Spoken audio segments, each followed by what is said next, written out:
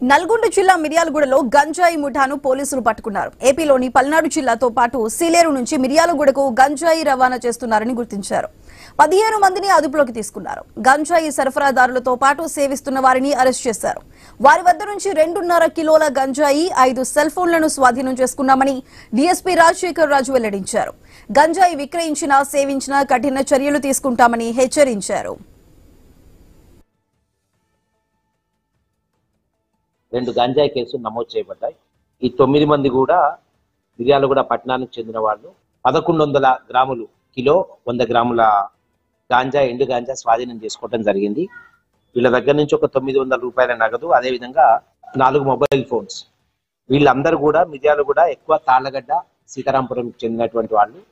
ఈ పిల్లలందరూ గత కొంతకాలంగా గాంజాయి తాగటం అలవాటు చేసుకొని వీళ్ళకి అధిక మొత్తంలో డబ్బులు తీసుకొని వీళ్ళ దగ్గర ఈ అమరలింగం ఎవరైతే మాచర్ల అతను ఉన్నాడో ఇతను వీళ్ళకి గాంజా సప్లై చేస్తా ఉన్నాడు.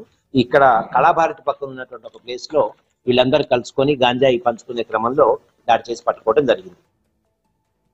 2 గంజాయి కేసులు నమోదు. 50,000 రూపాయల లంచం తీసుకున్న కేసులో ఓ ఎస్ఐ ఏసీబీకి చిక్కాడు.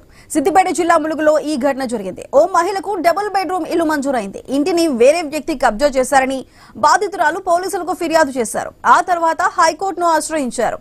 ఇంటిని బాధితులకు అప్పగించాలంటూ న్యాయస్థానం రెవెన్యూ అధికారులను ఆదేశించింది. ఆ ఇంటికి రక్షణ ఇవ్వాలని తహసీల్దార్ కోరినా ఎస్ఐ పట్టించుకోలేదని బాధితురాలు తెలిపారు. ₹1,00,000 లంచం డిమాండ్ చేశారని ఆరోపించారు. దీంతో ఏసీబీని ఆశ్రయించారు. ఎస్ఐ డ్రైవర్ 50,000 తీసుకుంటూ ఉండగా ఏసీబీ అధికారులు పట్టుకున్నారు. ఎస్ఐ విజయ్ కుమార్ తో పాటు కానిస్టేబుల్ పై కేసు నమోదు చేశామని ఏసీబీ అధికారి సుదర్శన్ తెలిపారు.